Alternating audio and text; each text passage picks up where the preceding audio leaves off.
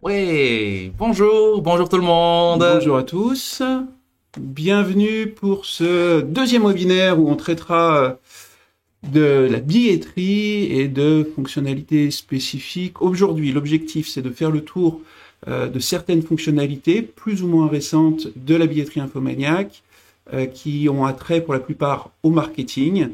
Donc on va parler notamment des codes promotionnels, on va parler de newsletters et d'emails automatiques. Vu que la période s'y prête très très bien, on va parler des bons cadeaux, évidemment. Toujours intéressant cette période de fête.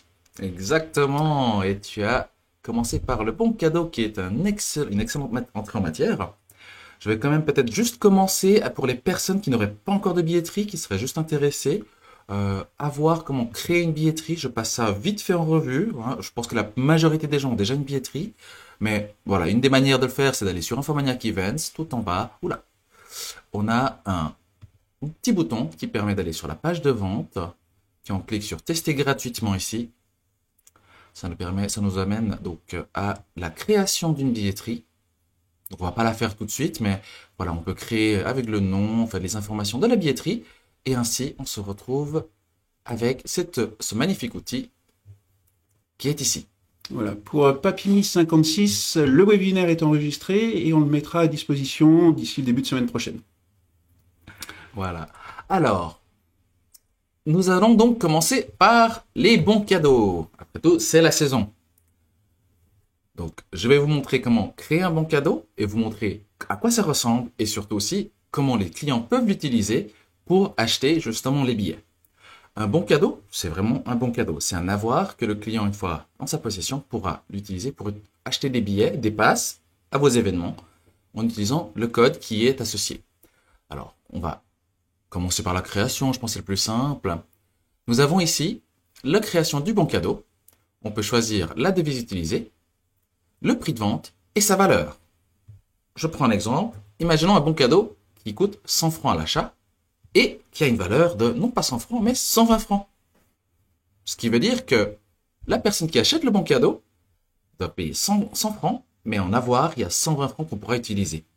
Donc ça veut dire que si moi j'achète un bon cadeau et que je te l'offre, oui, il va me coûter 100 francs. Tout à fait. Et quand toi tu l'auras reçu, tu pourras dépenser l'équivalent de 120 francs sur la billetterie qui est liée à ce bon cadeau. Exactement, c'est tout à fait juste. C'est Noël, donc c'est vrai que j'ai mis 120 francs, mais on peut tout à fait mettre 100 francs aussi pour avoir une valeur égale. Juste en dessous, nous avons les options de visibilité. Alors c'est très important parce que ces trois options vous permettent de définir qui c'est qui peut acheter ce bon cadeau. Le visible veut dire qu'il sera en ligne sur votre billetterie, comme tous les événements et les passes, et que le grand public peut l'acheter. Le cachet client est très pratique si vous voulez garder pour vous ce bon cadeau, ce qui veut dire que l'administrateur ou l'organisateur peut générer des bons cadeaux à offrir par exemple aux sponsors ou aux VIP. Nous avons ensuite les différentes options qui vont avec ce bon cadeau, donc par exemple la durée de validité d'un bon cadeau, un quota de vente. Si on se dit, moi je vais démettre seulement 100 bons cadeaux, nous pouvons définir un nom, très pratique si vous avez beaucoup de bons cadeaux, c'est la période, une description, au cas où vous voulez mettre une petite information pour le client, et on peut définir une image de fond. Donc je prends une image qui a été, voilà, on a pris juste une petite image par défaut. Alors là, par exemple, c'est un exemple parfait parce qu'on voit que ce n'est pas nécessairement la bonne taille. Bien se voir en fait si on peut la rogner si besoin, mais ça permet de montrer qu'on peut mettre un fond qui sera ainsi. Je reviens un petit instant, John. Tu nous parlais de la visibilité. Donc là, on voit tout en haut à droite, la visibilité, c'est caché client. Tout à fait. Donc c'est une des fonctionnalités de la billetterie Infomaniac, c'est-à-dire on peut faire des ventes en ligne, mais pas que. Tout à fait, c'est bien juste. Ne t'inquiète pas, je te montrerai justement la vente aussi sur guichet. Parfait. Donc nous avons donc ce bon cadeau qu'on vient de créer. Alors malheureusement, j'en avais créé un deuxième qui était très similaire. Mais voilà, donc on a une liste de bons cadeaux qui est donc sous programmation bons cadeaux. Et quand je clique dessus... Et d'où l'utilité de mettre un descriptif pour pouvoir différencier des bons cadeaux qui ont la même valeur, mais qu'on peut peut-être pas utiliser au même endroit. Exactement. Et là, par contre, on peut voir qu'on peut toujours revenir sur les options ici. Et je vais juste reprendre un bon cadeau où on a des ventes afin de montrer à quoi ça ressemble. Donc ici, par exemple, il y a eu deux bons cadeaux qui ont été émis. Un client qui s'appelle John Smith et Laurent, ce qui était toi. Ça doit être moi. Voilà. Et le code. on peut voir la date de validité et la valeur résiduelle. Donc, une fois qu'on a utilisé, par exemple, 20 francs sur ce bon cadeau, la valeur résiduelle ici va bouger afin de montrer quelle est la valeur actuelle du bon cadeau. On peut avoir un aperçu de ce bon cadeau. Bien sûr, l'imprimer si, par exemple, la personne l'aurait perdu.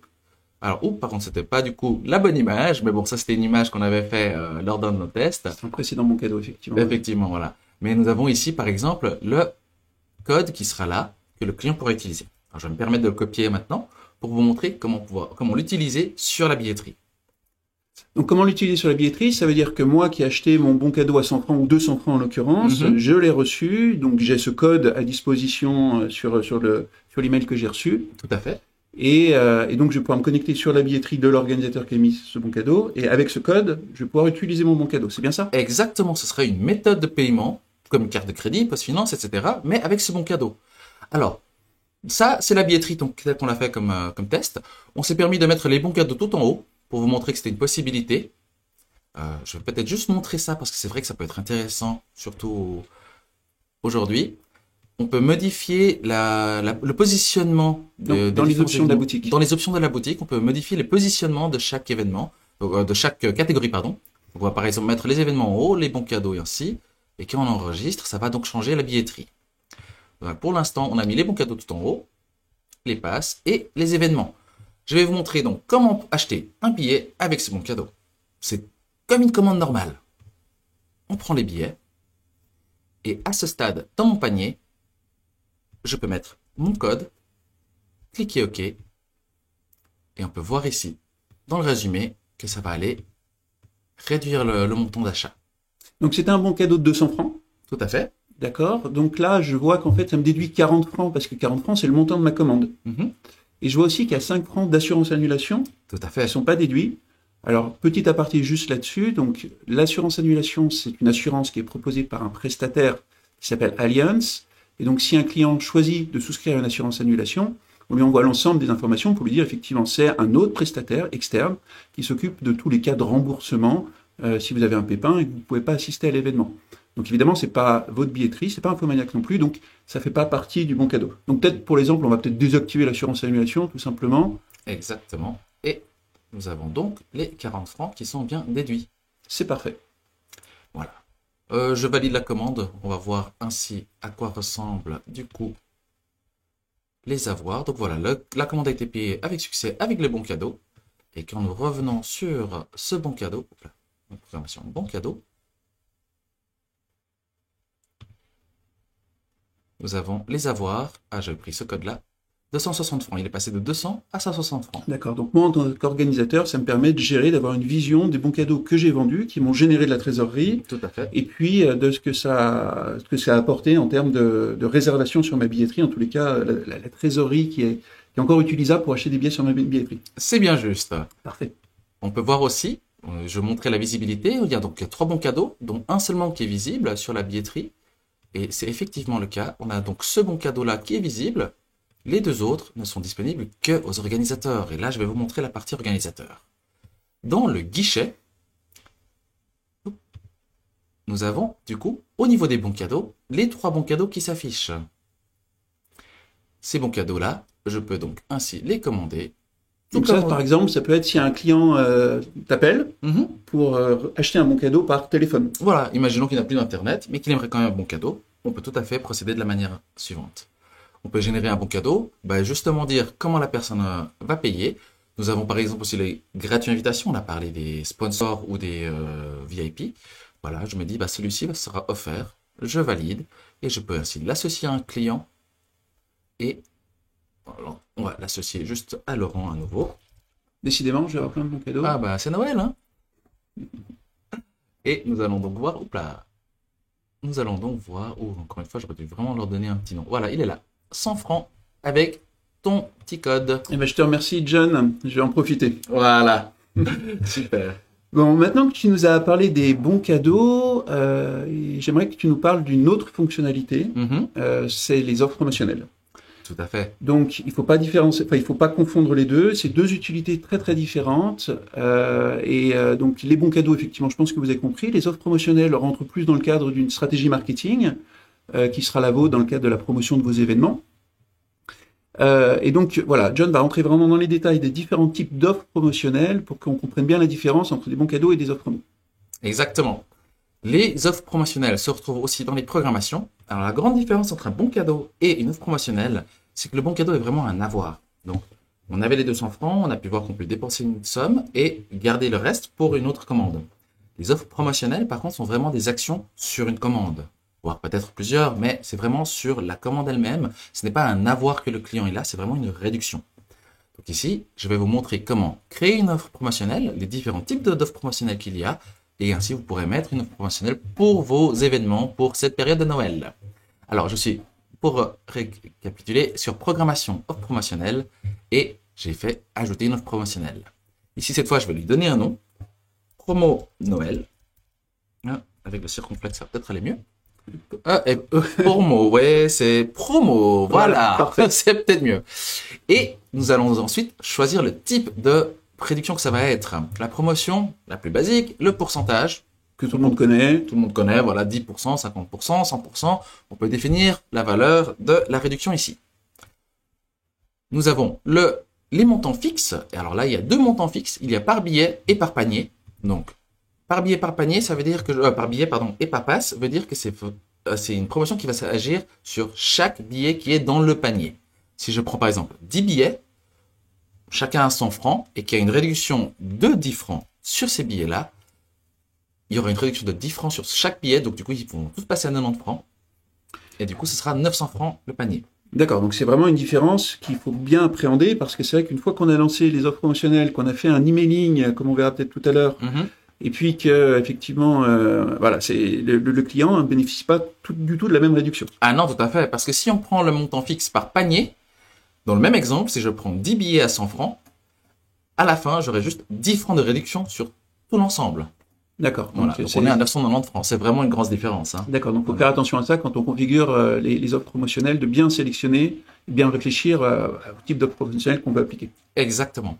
Et du coup, il y a aussi les billets achetés, billets offerts. Alors tu sais quoi? Je sais que tu adores cette offre-là. Ah, donc alors je te laisse expliquer cette offre-là. Alors c'est une fonctionnalité qui est sortie il y a quelques mois déjà. Alors, je ne sais pas si tout le monde ici l'a déjà utilisée.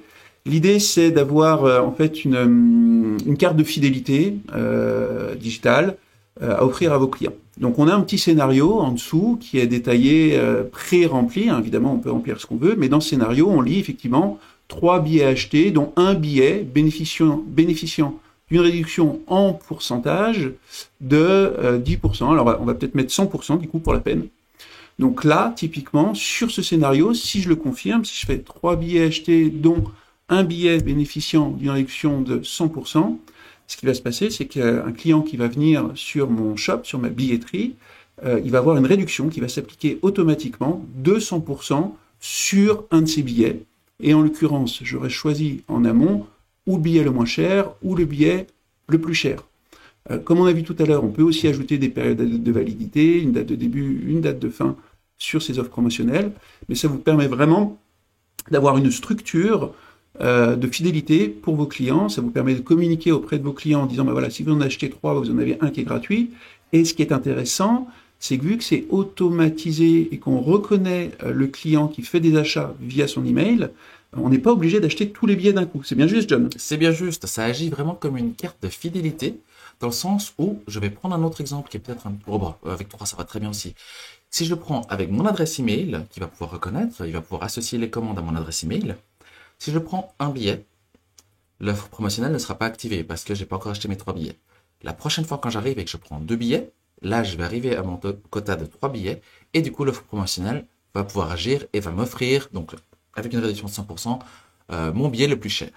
Ok, donc ça c'est super intéressant. C'est vrai qu'en termes de communication tout au long de la saison, si on met ce type d'offre promotionnelle en cours, on peut vraiment travailler sur la fidélisation des clients, les inciter à acheter des spectacles, des billets auxquels ils ne seraient pas forcément venus, notamment. Exactement. Et du coup, justement, c'est avec l'offre, avec toutes ces offres promotionnelles, on peut vraiment configurer le type de promotion qu'on veut offrir. Et on parlait justement de limites. Alors, chacun des codes peut permettre d'être limité, on va dire, un nombre maximum de billets ou un maximum de billets par commande. Par exemple, je voudrais que s'il utilise cette offre promotionnelle, il peut commander que 2 billets. On peut donc vraiment définir des limites à chacune des offres promotionnelles.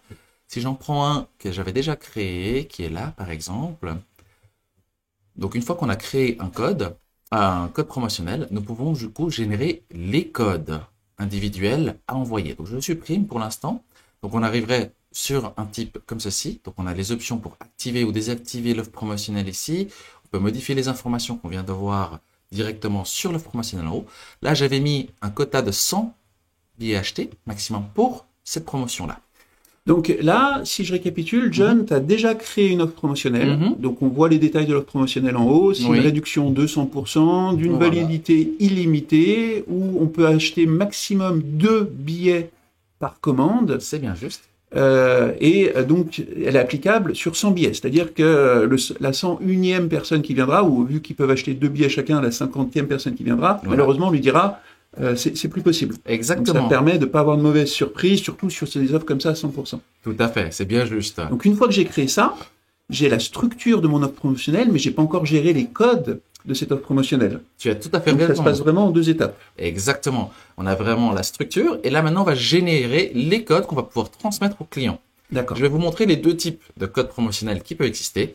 On va utiliser le personnalisé, qui serait du coup celui qu'on voit souvent par exemple dans les publicités, avec un code unique qui sera partagé avec plusieurs personnes. Bon, après, ça peut être par exemple au sein d'une entreprise, si vous avez des promoteurs ou des VIP, et vous voulez leur donner un code qu'ils peuvent utiliser avec leurs collaborateurs, vous pourrez par exemple le mettre ici, promo Noël, et bien sûr limiter ce code à 50 utilisations par exemple. Donc, ce qui veut dire que là, si j'envoie, moi, en tant qu'organisateur, le code promo Noël à une entreprise avec laquelle je travaille, un partenaire, ils ont 50 salariés. Voilà, je m'assure qu'effectivement, même si le code sera amené à fuiter, par exemple, dans la nature, ça reste limité à 50 utilisations. C'est exactement ça. Et du coup, même pour le grand public, on peut se dire, voilà, c'est les 50 premières personnes qui peuvent utiliser ce code, et on peut s'assurer que ce code ne sera pas utilisé au-delà de 50 fois. Et si je souhaite avoir, si j'ai une liste de partenaires dans différentes entreprises, par exemple, ou des VIP, ou voilà, et que je souhaite que chacun d'entre eux ait un code différent, de façon pour savoir qui utilise quel code et pouvoir avoir un meilleur contrôle. C'est possible aussi? Oui, bien sûr. On peut justement rajouter aussi un code aléatoire, par exemple. Donc ceci permet, si je dis j'en génère 10, avec une limite d'utilisation de 1, ça veut dire que chaque code n'est utilisable qu'une seule fois. On peut mettre aussi un autre chiffre, on est bien d'accord. Mais par exemple, pour l'entreprise, la promotion peut être limitée à 10. Chaque VIP, chaque promoteur aurait, par exemple, 10 employés. Et bien voilà, ça m'a dégénéré 10 codes différents, aléatoirement. Distincts, voilà, exactement. Avec chacun 10 utilisations. Et on peut d'ailleurs suivre le nombre de fois que ça a été utilisé ici. D'accord, donc ça c'est vraiment dans un deuxième cas de figure qui peut être utilisé. Alors moi ce que j'avais en tête, mais il y a d'autres utilisations possibles. C'est vrai que dans le cas d'un emailing, voilà, je fais un emailing sous forme de publipostage et je vais dire bonjour monsieur John Bouissou de Infomaniac, j'ai le plaisir de vous faire parvenir ce code-là qui peut être utilisé par vos 10 salariés une fois chacun. Exactement. D'accord. Et pour faciliter un peu la chose, on peut bien sûr télécharger les codes avec ce petit bouton-là qui permet de le télécharger en mode CSV pour pouvoir l'importer si besoin pour vos emailing. D'accord. On peut aussi bien sûr les gérer en masse ici ou les gérer individuellement ici. Je profite juste d'être sur cette page-là pour montrer aussi les autres différents types de contrôles qu'on peut avoir. On peut vraiment limiter les promotions à certains événements, à certains passes, à certaines zones, tarifs ou même à des clients et des revendeurs si vous en avez. Donc il est vraiment possible de restreindre chaque offre promotionnelle aux cibles, aux personnes qu'on veut cibler. Ou aux événements. Ou aux événements, voilà, ou aux passes, etc. Voilà, j'ai un événement qui est un peu moins rempli que ce que j'avais prévu, par exemple. Voilà, et je veux inciter mes clients réguliers à venir à cet événement. Je génère un code promo de 25% ou de 50%. Exactement. Et je l'associe spécifiquement à cet événement-là. Exactement. Même à une zone. Tu peux te dire, cette zone-là ne s'est pas bien vendue. Je prends l'événement, je prends la zone. Et ainsi, on a vraiment ce ciblage, cette promotion qui est ciblée. Excellent. N'hésitez pas si vous avez des questions. On va passer au sujet d'après, mais on pourra revenir sur ce sujet-là en particulier si vous avez des questions. Le sujet d'après qui est vraiment extrêmement lié pour moi, c'est effectivement une fois que j'ai généré ces codes promo, comment est-ce que je fais pour en faire bénéficier mes clients, partenaires, prestataires, etc. a priori, je pourrais utiliser un outil newsletter pour faire ça. Typiquement, effectivement, on pourrait utiliser un outil newsletter pour communiquer avec nos clients. Là, je vais vous montrer surtout comment exporter une base de données de clients qui sont sur la billetterie afin que vous puissiez l'importer sur votre outil newsletter et enfin, du coup, faire les envois. Alors, on vous encourage évidemment à utiliser l'outil newsletter d'Infomaniac, mais sachez qu'évidemment, si vous avez pris l'habitude d'utiliser un autre outil newsletter et que vous n'avez pas encore tous vos outils chez nous, vous pouvez tout à fait faire cette manipulation avec un autre outil newsletter. Voilà. Pour l'exemple, j'utilise quand même un outil newsletter qui est chez nous, à savoir, voilà. Mais effectivement, l'export peut se faire pour vraiment tout outil newsletter. Vous allez aller donc sous Vente et Clients. Ça va vous amener ici à un endroit où vous avez une liste des clients que vous avez sur votre billetterie. Alors cette liste-là, cette base de données est la vôtre et elle est partagée entre toutes les billetteries que vous avez. Donc si par exemple, pour chaque année, vous faites une nouvelle billetterie, la base de données sera partagée entre toutes ces nouvelles billetteries, enfin toutes ces billetteries, et vous aurez vraiment la liste exhaustive de tous vos clients qui ont commandé sur votre compte Infomaniac, donc sur votre billetterie. Donc là, c'était juste un exemple. Et pour exporter donc ces éléments-là, je vais cliquer ici sur Exporter les clients. Nous pouvons donc choisir ensuite le type d'export que nous voulons faire. On peut faire tous les clients d'un coup ou par période et par événement pour les cibler. Quand on exporte une liste de clients, nous pouvons choisir par exemple une plage de date. Si on veut par exemple contacter les personnes qui n'ont pas par exemple, qui n'ont fait aucune commande cette année, mais qui en ont fait dans les années précédentes, on pourrait choisir une plage de date. On peut aussi spécifier s'ils sont inscrits à la newsletter ou pas et afficher les réservations dans ce CSV pour savoir s'ils ont fait des commandes ou pas. Donc du coup, quand on exporte, on en a fait un, c'est exactement le même fichier, mais ça va donner donc du coup un fichier Excel, CSV, que vous pouvez ouvrir bien sûr sur votre Excel si besoin. Et du coup, on peut voir justement les informations qui sont rentrées dedans. Voilà. Puis là, je pourrais rajouter une colonne avec les fameuses offres promotionnelles. Tout à fait. Et donc, ce qui veut dire que Scotty Beam, il est associé à telle offre promotionnelle et il recevra, cher Scotty, voici l'offre promotionnelle que vous pouvez utiliser, etc., etc. Exactement. Et pour l'import, du coup, je vais vous montrer du coup sur la newsletter Infomaniac. Hop. Alors, pour l'exemple, j'ai pris un nom de domaine qui n'est effectivement, bien sûr, pas utilisé pour la newsletter. Du coup, c'est normal que vous voyez le mot, la petite phrase en attente de validation. C'est surtout pour vous montrer la procédure. Quand nous importons des contacts, on clique ici. On va créer une liste. D'ailleurs, j'en avais déjà créé promo Noël. Ça va nous permettre, donc, il y aura les conditions générales de notre outil newsletter et ça va nous permettre de choisir le fichier CSV et les importer et définir quel champ est égal au nom, au prénom, à l'adresse mail, etc. Excellent, c'est très simple alors. Voilà. Pour plus d'informations sur la newsletter, je vous invite peut-être à contacter le support qui pourra sûrement vous aider à utiliser cet outil magnifique. Et puis sinon, bien sûr, vous avez les guides. Voilà, l'utilisation de la newsletter fait pas partie du sujet de ce webinaire. Tout à fait. Donc voilà, on va pas forcément s'attarder dessus. Donc ça, c'est intéressant pour communiquer tout au long de l'année avec différents types de clients. Tout à fait. Il y a aussi une nouvelle fonctionnalité qui permet donc de communiquer avec des clients juste avant un événement. C'est bien juste. C'est un outil marketing d'email automation qui va vous permettre de programmer des scénarios pour vraiment entretenir une relation avec un client qui a déjà réservé un billet. C'est bien juste. Alors, petit aparté sur le sujet. Aujourd'hui, cette fonctionnalité est nouvelle. Donc, il y a certaines fonctionnalités de cette feature qui sont encore limitées. Si ça vous intéresse de l'ouvrir très très rapidement, envoyez-nous un email. Et autrement, l'ouverture totale de l'ensemble des fonctionnalités sera faite courant décembre. Voilà. Mais on va vous montrer du coup l'outil à quoi il va ressembler justement de l'ouverture. On va aller du coup sous outils marketing. Ici, on a l'email automatique. Et nous avons donc du coup les emails automatiques. Là, pour l'exemple, je vous en ai créé deux. Donc, on a par défaut l'email de rappel. J'en avais créé un qui s'appelle l'offre promotionnelle Noël. Un qui est activé et l'autre qui est désactivé. Je vais vous montrer la création d'un nouvel email automatique afin de pouvoir voir à quoi cela ressemble. Alors, encore une fois, on peut aussi choisir certains événements afin de ne cibler que les personnes qui sont inscrites à un événement ou un autre. Pratique, par exemple, s'il a acheté des billets pour l'événement 1 et on voudrait lui envoyer « Avez-vous vu l'événement 2 ?» Typiquement. Voilà. Mais là, je vais prendre tous les événements, je vais continuer. Et nous avons donc du coup un outil qui permet de personnaliser l'email qui va être envoyé automatiquement. Alors ça, c'est le template par défaut. Mais on pourrait par exemple reprendre, tiens, notre petite image de bon cadeau pour dire bonjour first name. Alors là, ça va reprendre les données qui sont dans votre base de données de clients. Et ça, ce sont les variables du coup qu'on peut rajouter et enlever simplement en cliquant sur le bouton ici. Alors, j'ai pas besoin d'avoir des compétences informatiques spécifiques. Il suffit que je clique sur le bouton nom, prénom, email client. Voilà. Et ça va aller chercher automatiquement dans ma base de données clients Tout à fait. le nom, le prénom et l'email, typiquement, que j'ai préalablement demandé à mes clients lorsqu'ils ont fait une réservation sur la billetterie. Alors, effectivement, c'est un point qui est important, peut-être. Dans la structuration de votre outil de billetterie en règle générale, vous pouvez choisir les informations que vous demandez à vos clients.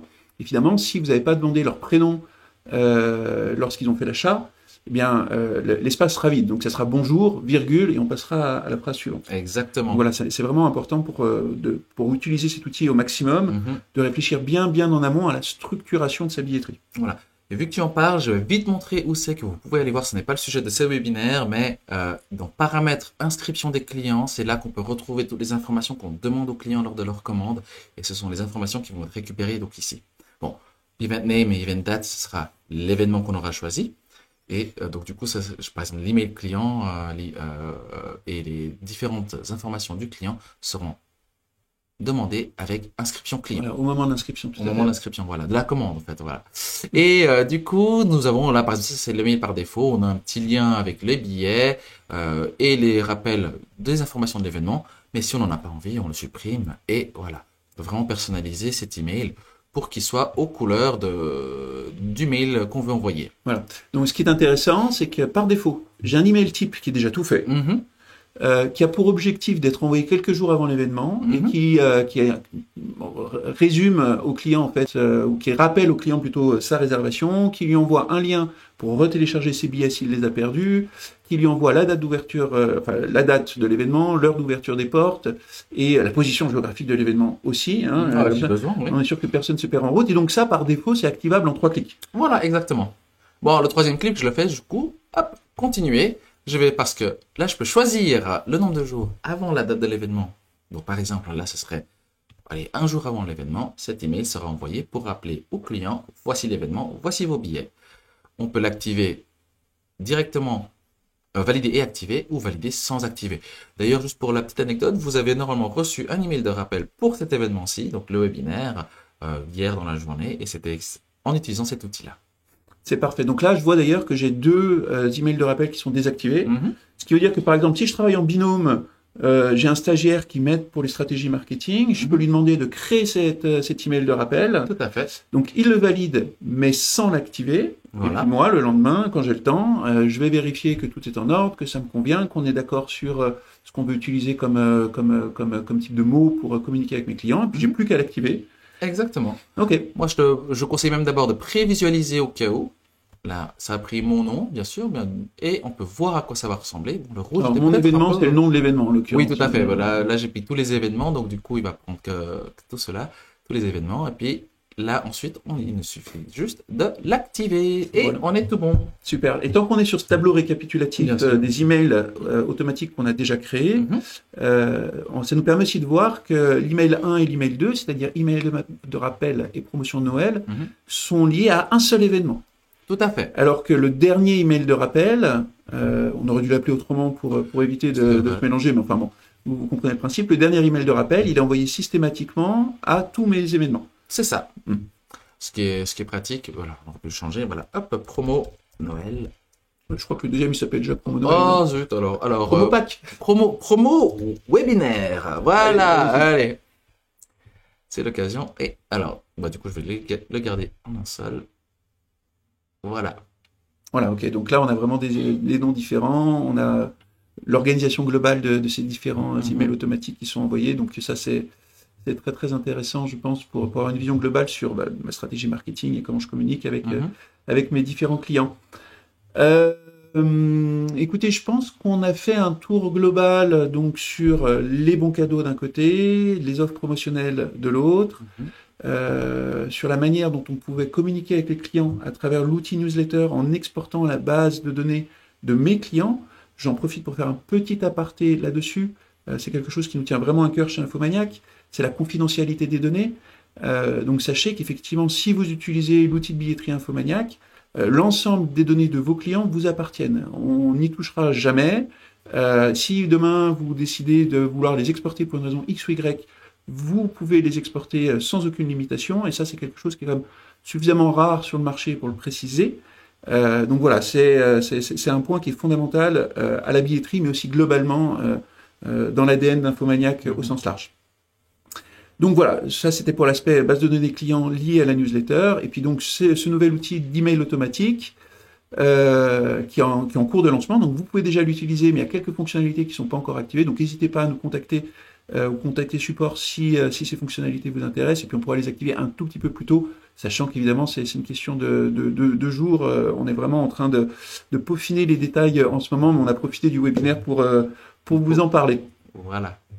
Est-ce qu'on a des questions? Alors, il y en a une, je vais en profiter pour y répondre. C'est vrai qu'on a été un petit peu vite peut-être, mais il y a Papimi56 qui me demande pour un musée, si j'ai des billets de plusieurs types, adultes, enfants, AVS, cela fonctionne-t-il par classe de billets? Adultes seulement, par exemple, pour tout type de billets.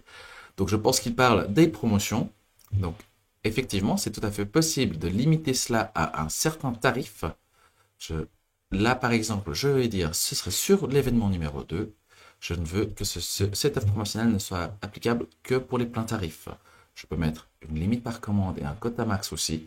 Et je vais mettre, allez, hop, un quota, 10, non, 100. Voilà.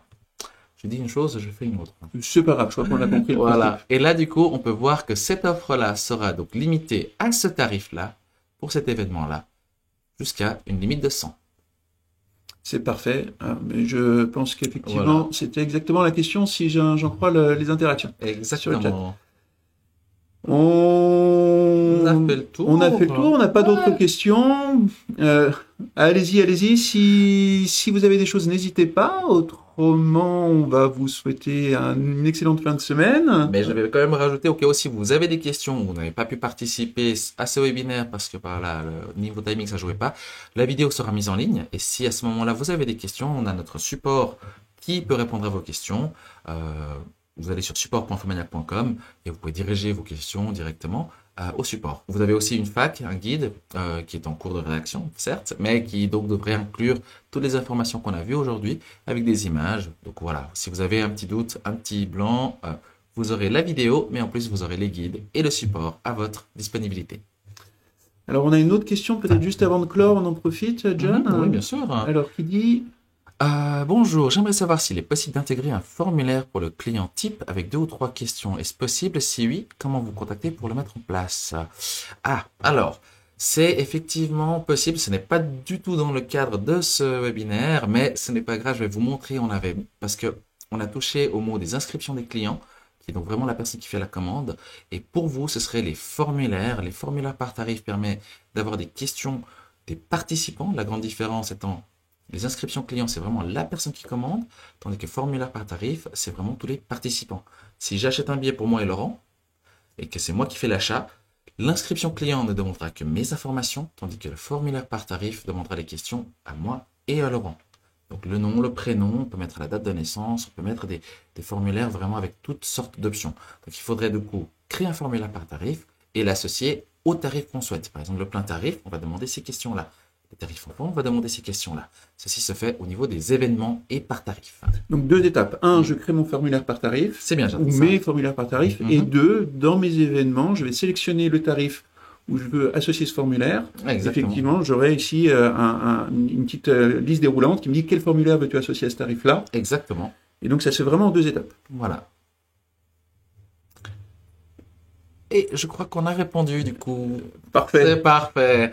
Alors voilà, pour les prochaines questions, je vous invite donc à contacter le support. Et sur ce, je crois qu'on va souhaiter une bonne semaine. Et des bonnes fêtes de fin d'année à tout le monde. Merci beaucoup pour votre attention. Merci beaucoup.